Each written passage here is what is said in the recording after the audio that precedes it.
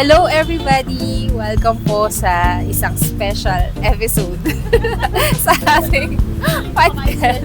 Special episode kasi wala pong aking kapodcast na si Rodval. At nandito pong aking mga friendly na sina Jazz and Cams. Itago nyo na lang po kami sa pangalang Jashika. Yeah! High school Jashika. Lalabas ko yung pangalan. Ayan. So, sa mga nakakilala po sa amin is, sino ba tayo? Siya po si Pastora Jazz sa COG Manila at si Pastora Camille Ayaw niya. sa COG Taytay. So, sa COG Harvest po kami lahat. Pero before pa po maging pastora or maging mga parents, kung ano pa man ang namin ngayon, matagal na kaming friends, magkakilala, schoolmates, ayan, magkakabatch nung high school, tsaka magkakabatch sa youth. Yes. Ayan. So, Ang tagal na. Nung unang panahon pa po yan. Jurassic. Ang tagal na mga... Oo, medyo lumalabas yung edad natin dito sa to. Sige, ayan. So, hanggang ngayon po ay magkakasama pa rin sa ministry and sa personal life. At nandito kami ngayon para magkape, pero nag-podcast na rin kami po. So, marami naman kaming sinasabi sa buhay. oo nga. Total hanggang mamaya pa kami magchichikahan about sa mga random things. Abangan nyo, may maglo-launch ng sarili niyang podcast. Maglo-launch, ayan. Mamaya po i-launch. Naki-ano pa? Naki-launch. Naki-ride pa. Ayan. So, kaya yung mga vlogger. Oo, pag mayroon ng isang sikat, papakilala niya yung friends niya. Sikat. Sino yung sikat? Sikat. Dahil ilang episode, today, ang pag-usapan natin is all about ministry. Yan. So, ilang taon na ba kami sa ministry? Mga sabihin na natin 2 decades, mga ganyan. Oh my gosh, lumalabas na talaga. Oo, lumalabas na yung kapag. Mga Uy, totoo. around 2 decades. Lalo ka na siguro. Ako, oo, mamaya anuhin natin yan, pag-usapan natin. Ito na icebreaker na natin. Okay. So, bago tayo dumako sa ating topic, so, sabihin muna natin sa kanila kung ano po yung mga naging ministry natin throughout those 2 decades. 2 decades in the ministry. So, una ka na kami. Sige, ako na. Ako, ang una ko naging ministry sa admin. Yung una. Admin. Oo. Oo, ako yung... Hindi ka ba sa youth? Hindi. Nag-admin muna ako noon. Anong ginagawa mo nun? Naglilinis ng sanctuary. Kasi pumasok ako kay La Pastora. Maintenance. Oo, tumira ko sa naalala kanila. Naalala ko yung tumira siya sa... Oo. Pero habang nakatira ako doon, nag-attend ako ng mga youth noon. Tapos hanggang sa napasama na ako sa kila Ate Shireen, sa inyo noon. Tapos naging youth leader na ako. Tapos, naging media ako. Kakasama Media, kayo nun. Tapos naging head ako ng Asher. OMG! Oo. Nag-head ako ng Asher. Tapos sa WizKids din, rin ako. Nagsasub ako sa WizKids noon. Tapos, ba? Ayun, hanggang sa naging outreach na ako. So, kasi natatandaan ko parang wala yatang tatayo. Walang papalit. So, kinausap ako ni Pastora na, try mo. Matagal na pala yung outreach. Matagal nang may outreach pero hindi ako. Oo. Oo, tapos yun, Maraming hanggang sa pinagdaan. nabuo na yung totoong department. Kasi transitioning din tayo na. Actually, kasabay kong nag-transition yung church. So, maraming history na yun. Pero yan. Ayan. So, ako naman, nag-start ako sa ministry talaga 9 years old. Ikaw talaga yung Ako talaga, pinakamatagal. OG. 9 years old as a dancer. Alam kong maraming di naniniwala dito. Pero naging akong dancer, yun yung una kong, Actually nga natatawa sila Bib sa akin pag nalalaman nilang Oy, dance. Huwag maniwala kayo. Huwag niyong maliitin ng mga Sumasayaw to sa school, nung high school. Nung high Isa to school, sa dance mga troupe. dancers. Dance troupe. Picture mo. Sige, maglalagay. Kung may mahanap ako yung suot namin yung talagang, yung long sleeve na mahaba. Oo. Tambourine dancer pala yon. Tapos, hanggang sa naging kaming modern dance na kasi dati kasi wala na yung mga tambourine namin. Tapos nagipa akong head niya na nung dancer. Ano nga pangalan nung dance nun? Meg, oo, Meg. Anong meaning ng Meg? Move with energy. Or the glory of God. Naalala ko yun. Double G yun, di ba? Ako yung gumawa niyan. Tapos ikinahiya ako.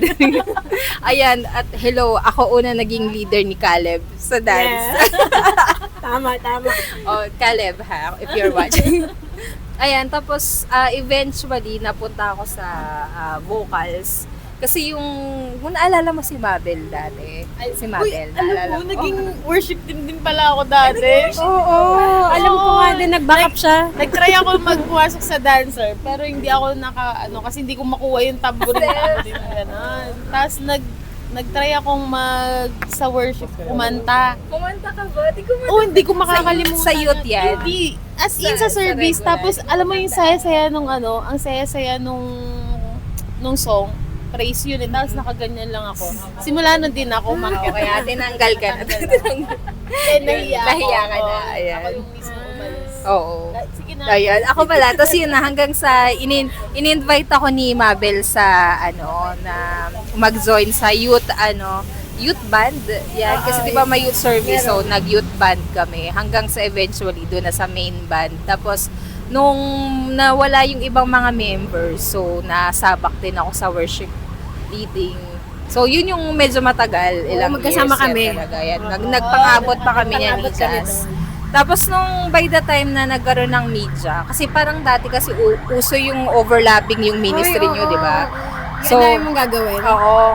So, naging magkasabay yun yung media, print media pa yun. Tapos, yung worship leading. Tapos eventually, ginive up ko rin yung sa worship lead. Kasi nung nagkaano na ako, thyroid, goiter, nagka-goiter ako niyan dad. So, nahirapan ako kumanta.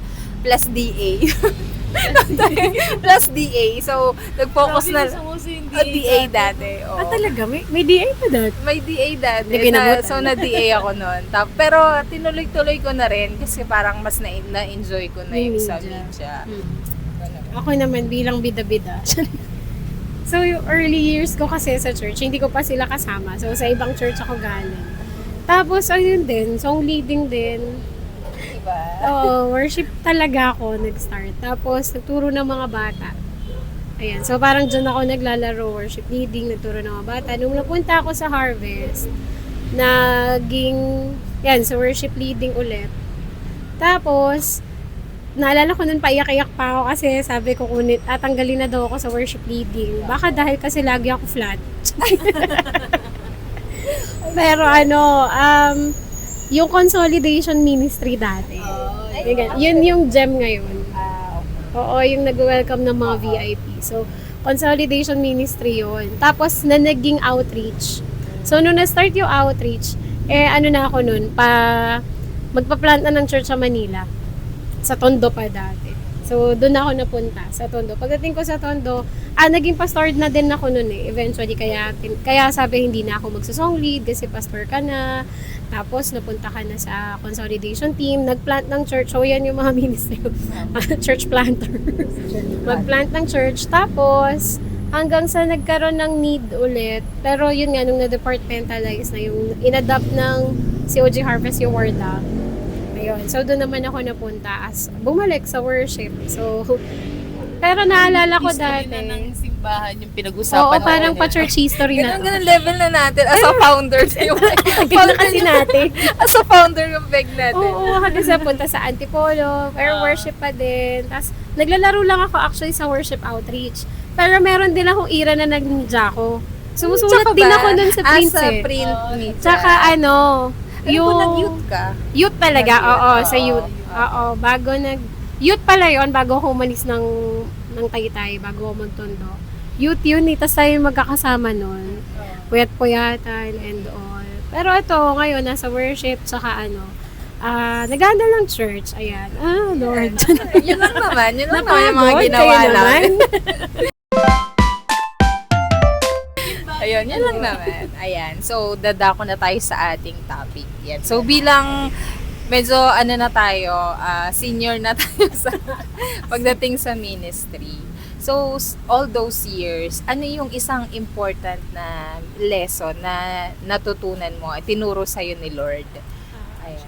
So, In fairness, pinag-isipan ko ito mabuti. Oo, Madami kasi. Ako pinagpuyat. Yung pinaka siguro. Pero yun nga, inisip ko yung isang na yun. Sige, sana di tayo magkapare-pareho, no? sana. Kasi isa lang naisip ko.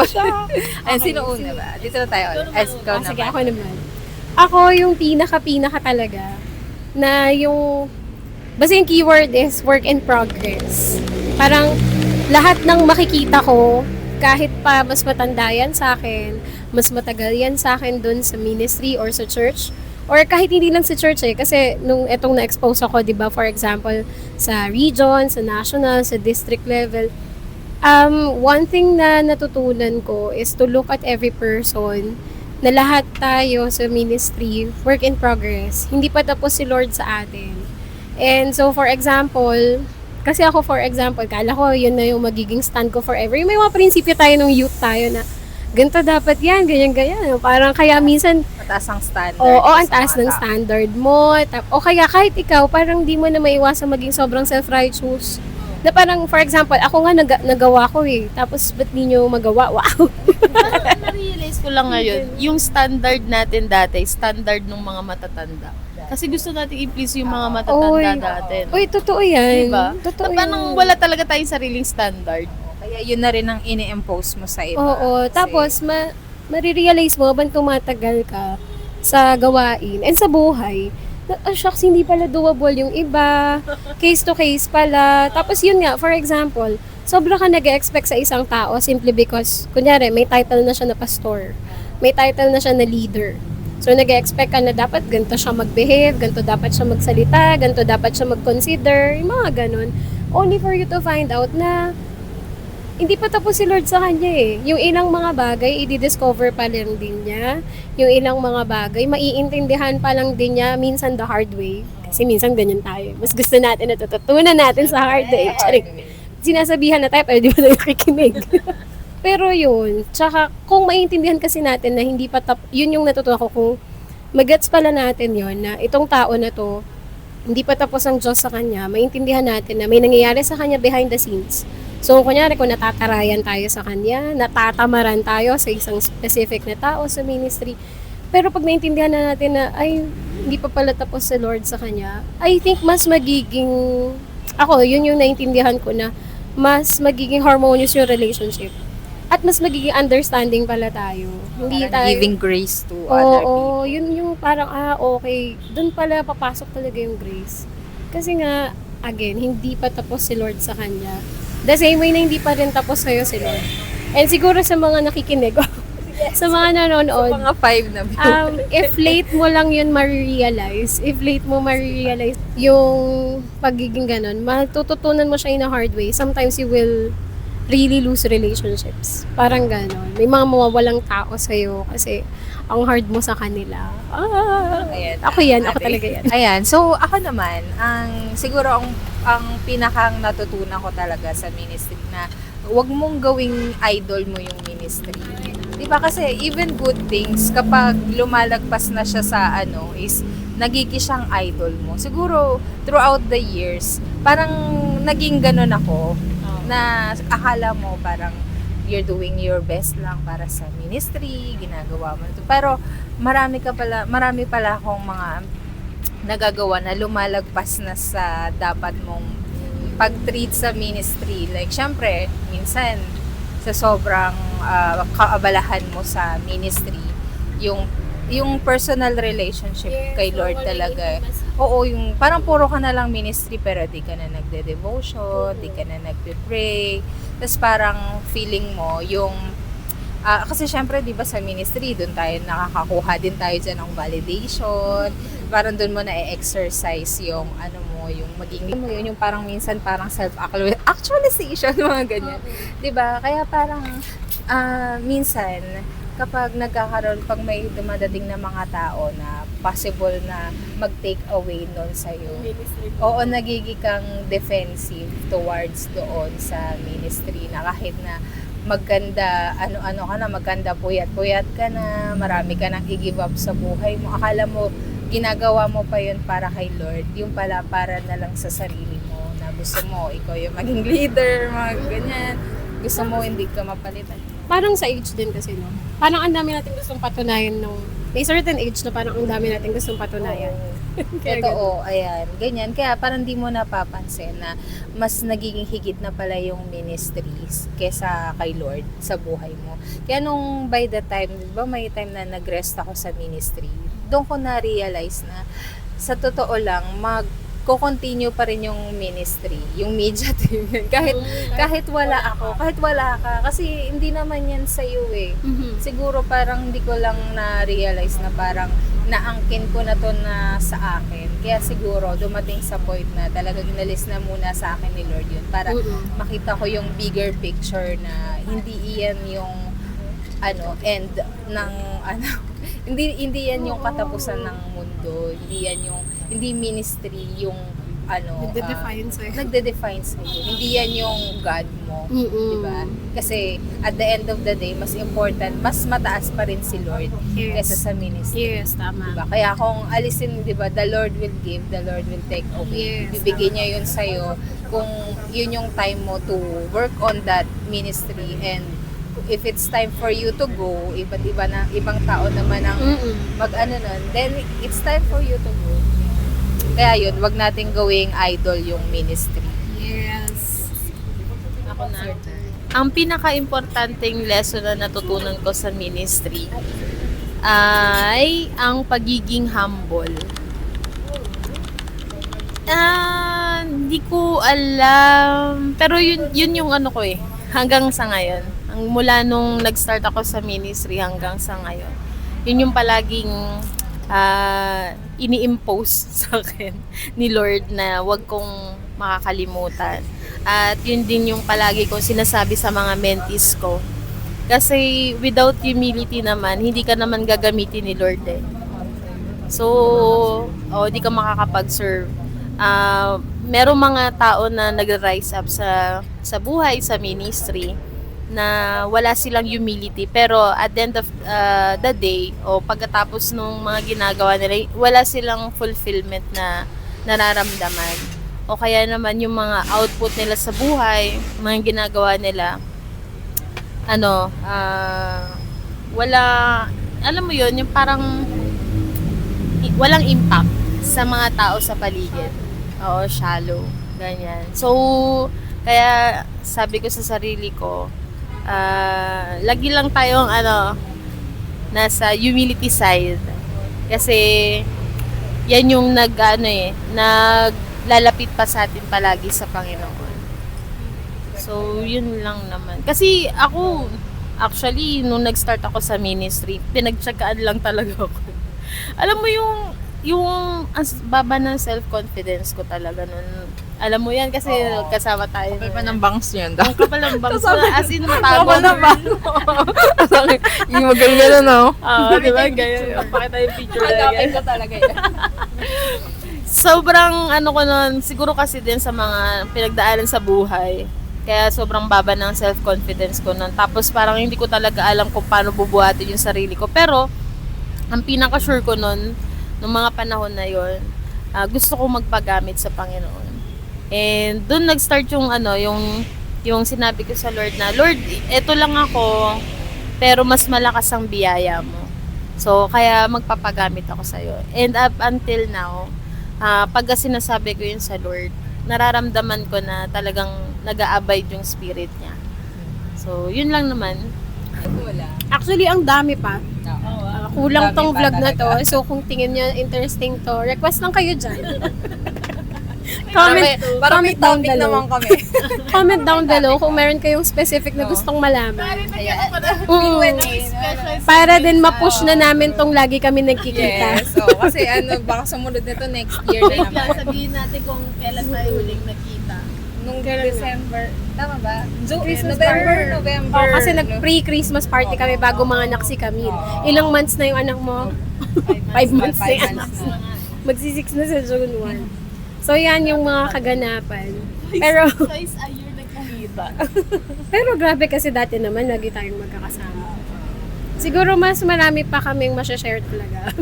Pero given the limited time, yan lang muna. Ay, alam nyo, magandang i-share natin yung alam nyo bang nag-break? As Oh, in, yan nag-break time? Hindi na. Nagkaroon ng ng break yung relationship namin as Jashika. Ay, oo nga, no? Diba? Ano nangyari? Ay, balikan natin yun. Oo, share natin Anong yun meron sa susunod na vlog. Jashika?